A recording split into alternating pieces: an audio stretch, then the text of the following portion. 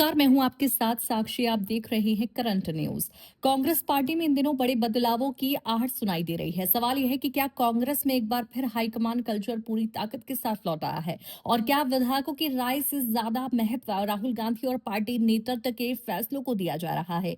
हाल के घटनाक्रमों को देखें तो ऐसे कई संकेत मिल रहे हैं जो इस चर्चा को और मजबूत करते हैं।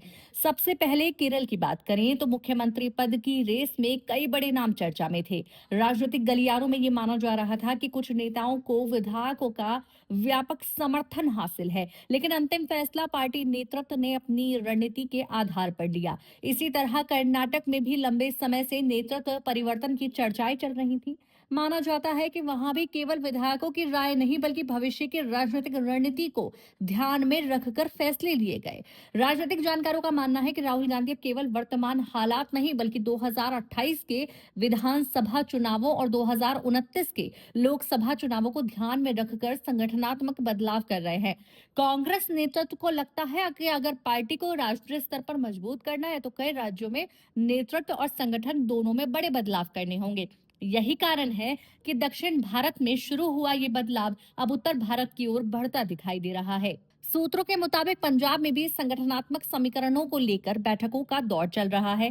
वहीं राजस्थान और छत्तीसगढ़ जैसे राज्यों पर भी पार्टी नेतृत्व की नजर बनी हुई है। राजस्थान की बात करें तो यहाँ लंबे समय से अशोक गहलोत और सचिन पायलट के बीच राजनीतिक खींचतान चर्चा का विषय रही है।